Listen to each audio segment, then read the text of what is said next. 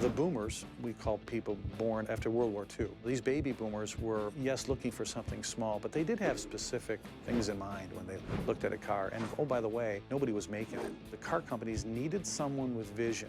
They needed someone who had connected with the generation and were listening to them and could come up with the formula that would really draw these people in. When these Mustangs were introduced, there was nothing else out there on the market. From the late 50s to the mid 60s, it was ripe for someone to deliver a package that connected with people.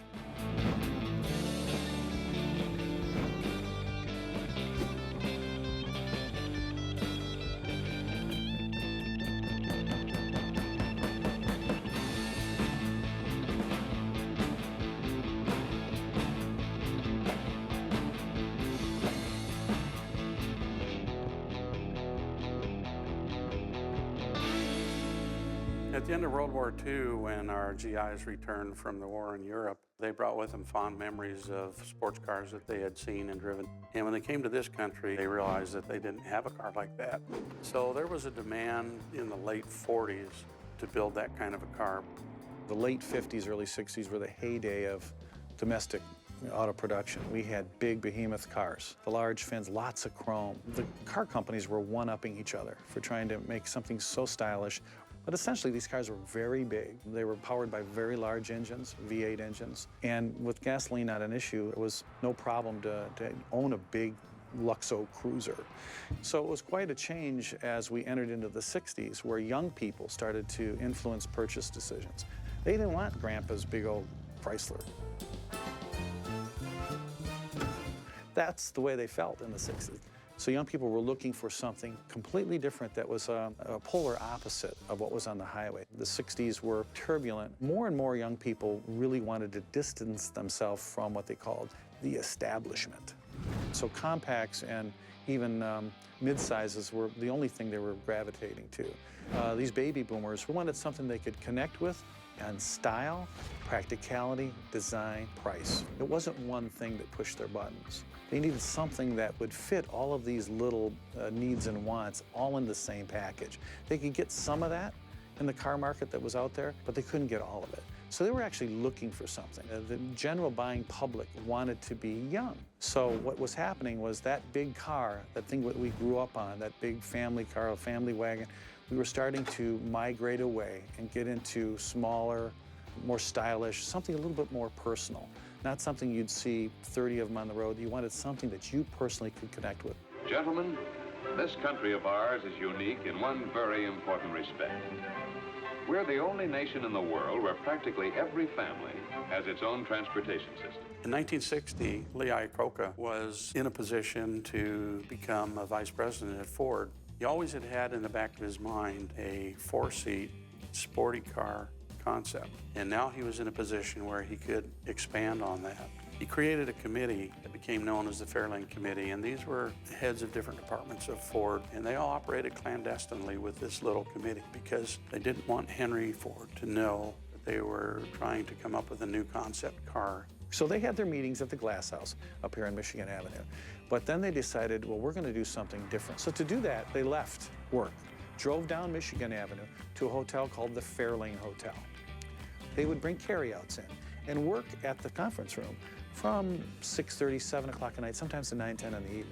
They had to build a concept that would appeal across the board. But in the back of their heads, they wanted to do something really different and special. These guys wanted to really connect with that customer that they believed was going to be emerging in the 60s. The idea that was being promoted was to do something called the Special Falcon. But there was a problem with the Falcon. And the Falcon was, it's a nice little car, it had a V8, had 4 places, but Grandma bought it. When your grandmother bought a Falcon, and when it was the compact car, when it was looked upon by the rest of society as an economy car, is it cool to drive an economy car? Probably not. So the Fairlane Committee explored various concepts on how to develop a car that could have 4 seats, be sporty. They wanted it to be a ladies' car. They wanted it to be a teenager's car. They wanted it to be a car to go to church on Sunday. They wanted it to be a car you could go to the racetrack in. So there were many different ways that they wanted this car to be developed. There was a fellow that worked for Lee Iacocca. His name was Hal Sperlich. House Burlick was the one that realized Henry Ford wasn't going to give him any kind of money in the budget to build the car. So they would have to come up with an existing platform that was going to be relatively economical from a development standpoint of view. Henry Ford was pretty much kept in the dark in regards to this new concept, simply because they had just finished the Edsel debacle and they lost $250 million on the Edsel. The Edsel was focus group to death, and what happened to the car was it bombed.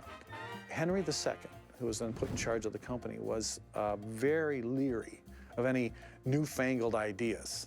So he just thought, stay the course, make the products we know that people are buying. One of the Fairlane Committee's biggest things was to go back to the Fairlane Committee and Lee sitting down and saying, Henry will not give us the money. Why? Well, for 1965, every Ford was redesigned. There's no money left. There's only like maybe $18, $17 million in the entire kitty. Can we build this car for 17 or 18 million? Part of Lee Iacocca's genius, when he was thrown out of Henry Ford's office for the 6th time, asking for this funding to build this specialty car. Henry didn't like it. He used to call it the special, just make the Falcon. We already have the Falcon. And Lee tried to explain to him, I know we have the Falcon, Henry, and I know that, but we want something different, and here's why we want it. Well, when he was thrown out of his office, he was told that don't come back here unless you can prove it was sell. Well, Lee Iacocca looked at the agency guys, the ad guys, and he said, well, we're gonna need some research. So that next week, when Lee and Don Fry and Spurley walked into Henry Ford, here's all this research. Look, this amount of boomers are in the market right now looking for a specialty car. This amount of boomers have money. And Henry looked at it and said, I'll give you your effing money. Get out of my effing office, and this effing thing better sell. The idea of Mustang 1 came about very early. The two-seat concept car was actually put together by a design team. Roy Lunn was the fellow. He was actually a British designer from Aston Martin that had come to Ford, and he was given the task of coming up with this original two-seat concept car. And Roy Lunn worked with John Najar.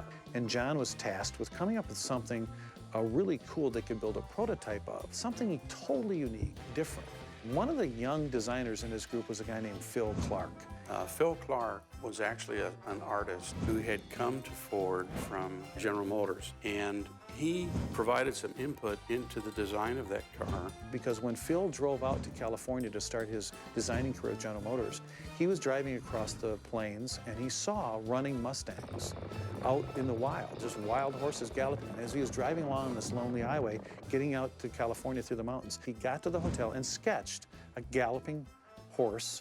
And this is where we have the Mustang, the 3-bar logo, red, white, and blue, how American this was, the freedom of the plains to run free. And he put it on a sketching piece of paper and dated it.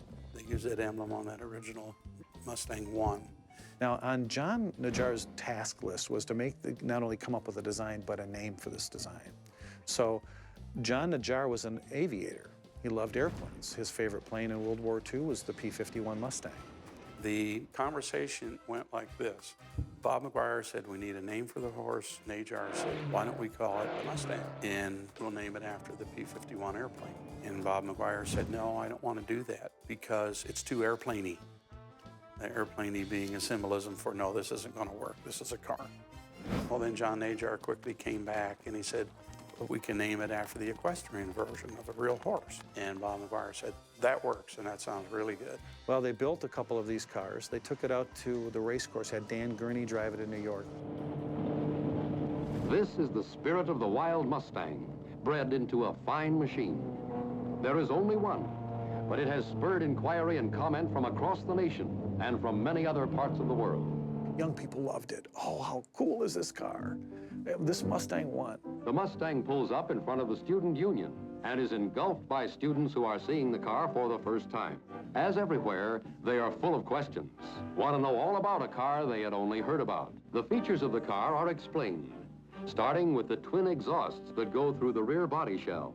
The Mustang emblem is also the latch that releases the rear deck lid. Derived from the new German Ford Taunus 12M engine, this road version has a single carburetor. The radiator scoops are located at high pressure areas on the body. The cockpit has a complete set of color-coded instruments in its padded dash, including tachometer, oil pressure gauge, ammeter, and water temperature indicator. The steering wheel has 3 inches of fore and aft adjustment. For the cleanest possible front entry, the headlights swing through 180 degrees for night, a legal height above the road. Go flush for daylight driving. Similarly, the license plate can be flipped down for normal driving or folded away for racing. Also set the scene with Lee Iacocca knowing darn well, I'm never going to be able to sell a 2-place mid-engine sports car in any great numbers. This was a teaser. It was an advertising bait and switch. Show them this cool car, get them excited about this Mustang name, Ford's Mustang. Gail Halderman, 10:30 at night, at his kitchen table, drew a design of this so-called concept car became named Mustang. It was his design that he drew that evening.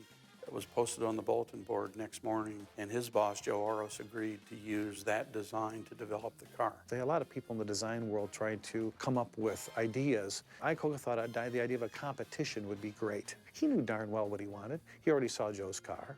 But he said, okay, we're going to have a contest. But it was Lee's way of including everyone, even though he knew in his head, and so did Joe Oros, and so did Hal Sperlich, what they wanted to do. The fellows in the design department was able to develop a clay model. And Mr. Iacocca looked at the car and he said, this is it, this is the car. So they made a call to Henry Ford and they brought him over and they said, this is what we've been talking about. And Henry looked at it and he said, you do what you think you have to do. And as soon as he left, Iacocca turned to his cohorts and said, we got it. Mr. Iacocca decided they needed to put something out there that had a little more teeth to the concept, and they could show to the people and develop into what became the final Mustang product. So that Mustang 2, the 4-seat prototype, was used again at Watkins Glen in the fall of 1963 to tease the people and see what their reaction was to the car. That car, when it was shown at the auto show as Mustang 2, was the one that Lee knew if we can take their temperature. Yeah, it was a bait and switch, but would they like this? If you'll notice, when you look at Mustang 1 and then Mustang 2, the concept car, same color, white, had the same bullet nose, had the same blue stripe down the center, but all of a sudden, instead of a unique platform mid-engine 2-seat sports car, it was a 4-place car based on the Ford Falcon. What most people don't know is that when the Mustang 2, which was this first 4-seat prototype, was built, the final plans for the real 1965 Mustang, the 4-seat version that we know today, had already been finally approved in September of 1962. This 1963 Mustang 2, even though it was a prototype car, it was meant to test the waters. It was not meant to do anything else because the real production Mustang had already been designed, and it was in the process of being taken into the manufacturing phase. They wanted to have it done in time for the New York World's Fair in 1964 for one specific reason. New car models came out typically in the fall. And if you introduced a new car mid-year, you would gather all the press for your new car and you wouldn't have to worry about the other manufacturers stealing the limelight with their cars. So they knew that the World's Fair would be a perfect timing point to bring out this car. So from September 10th of 1962, the goal was to have a car available for the 1964 World's Fair in April. A totally unique way of launching a car in the middle of April, never been done before, at a large public fair with a world stage. This wasn't the New York Fair. This is the World's Fair. So there would be a world media audience there. Across the Bridge of Nations is the transportation area with Ford Motor Company's Pavilion, one of the largest and most popular exhibits at the fair, and showcase for the products and ideas of the worldwide enterprise that is Ford today. The coolest thing about all of this is that how are we going to reveal it? Because the World's Fair, yeah, it was in the paper, it was in the New York Times. Well, let's do something. Let's buy television advertising, but let's all have it on the night before on all 3 networks at the same time. No matter what channel you were watching, you were going to get hit. Well, the planets were all in perfect alignment for this to happen. They had the stage to themselves. Coming April 17th, the unexpected, the new Ford Mustang. Brilliant new kind of car. Mustang is the one car that's designed to be designed by you. Mustang is only days away. One of the advertising slogans that Ford used was, "It's a car designed to be designed by you." And what they meant by that was that we're going to give you a base car, but we're going to give you so many options that you can put any or all of these options on the car to suit your own personal needs. Never before was the car given to you as a palette and said, here, look at all these colors. What color would you like? All colors of the rainbow. It's not just 4 or 5 colors. If you didn't like the bucket seats, you could buy a bench seat. All cars will have standard carpeting in it. It goes up to the windowsills, not just on the floor. There was a 4-speed floor shift. There was an automatic transmission floor shift. You're going to have full hubcaps. There were 3 different kinds and shapes of hubcaps. Full wheel covers, not just the caps over the center. A transistorized radio, which went into a little bit later an AM/FM radio. I can get a convertible or a coupe. I can get this color with a 6-cylinder or a V8. Power convertible tops, manual convertible tops, different axle ratios for mileage. These were things that were typically reserved for options or luxury cars. But here is an entry-level car that you can come in and say, you know what? I want this different interior. I have different interiors. It's been said that there were so many options available on these original cars that you could very rarely find 2 cars that were exactly the same. When you bring in the freedom of your own personal choices and your own personal taste and let Ford design that car for you, you can pretty much have what you want.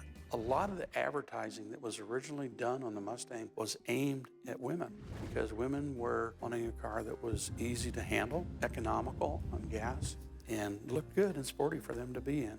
There was a problem with women buyers originally because when guy buyers got in there, they wanted the V8. And women really didn't care. They wanted the fuel efficiency. Women are much smarter than guys. They're thinking with their pocket. So they said, you know what?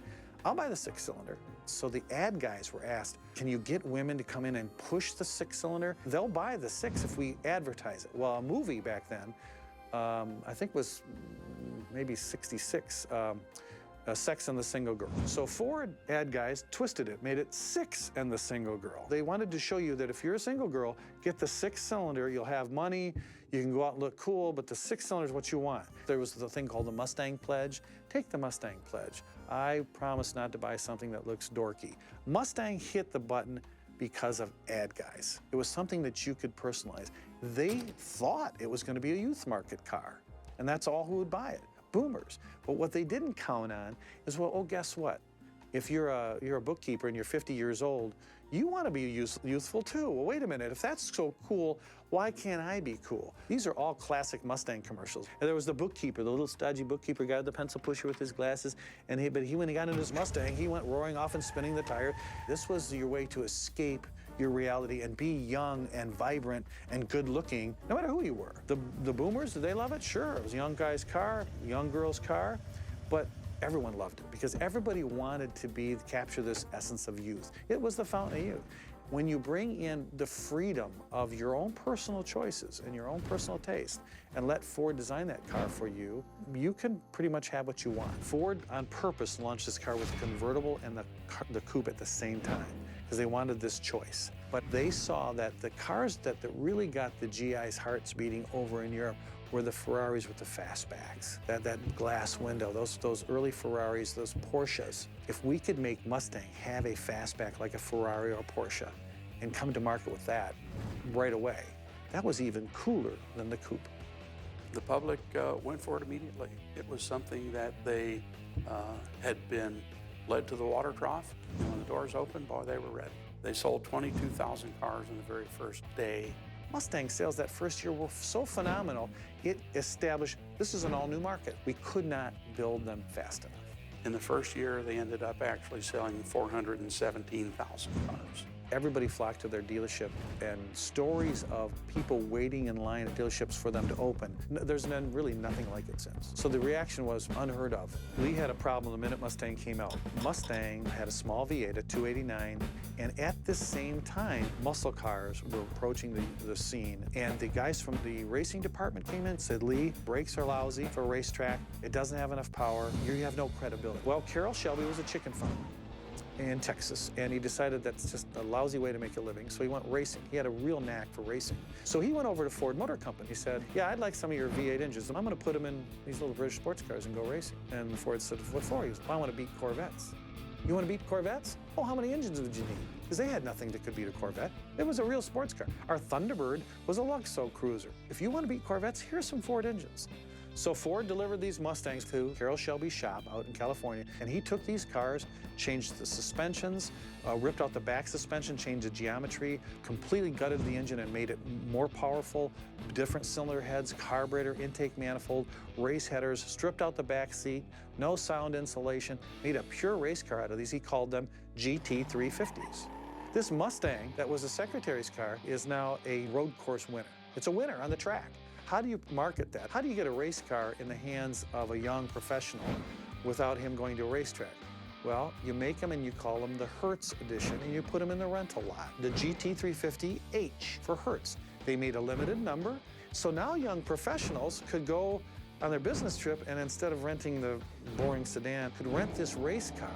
It's an American classic for several different reasons. It had continental styling, long hood, short trunk, and low slump. If you want to compare it to Harley Davidson, for instance, it's almost like a cult following. People have been brought up with this car. They've been in families. There are owners that bought these cars new that still have them. In my case, my own children grew up with the Mustang and were raised in the car.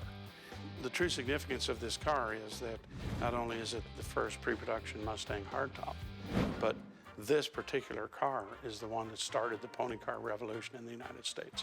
This is the first one in a hardtop version that was built. Over the years, I've probably owned 8 or 10 different Mustangs. I've worked on a lot of different ones with different friends and so forth. But my favorite probably is this car right here. This is a 66 GT convertible. This is an original car, and it's the way it came out of the factory. Colors, interior, everything is exactly right. Because it's a GT, it has fog lights in the grille. We have Mustang GT emblem and the name Mustang down low with a white stripe on the car. It also has style steeled wheels. This has a pony interior, as it's commonly referred to. It differs from the standard car in that it has an embossed stripe across the seat here with horses emblazoned into it. This car has what's called a rally pack, which is a tachometer and clock that are attached to the steering column, rather. It doesn't have a console. Most of these cars have consoles, but for whatever reason, the original owner decided not to have one in this car. In your lifetime, you have certain products that you grow up with and you can relate to. You don't have to ever have owned a Mustang to have a Mustang story. Because I know you know someone that had a Mustang, either it was your boyfriend in school or girlfriend at college or your grandmother. You've grown up with them. They're part of America.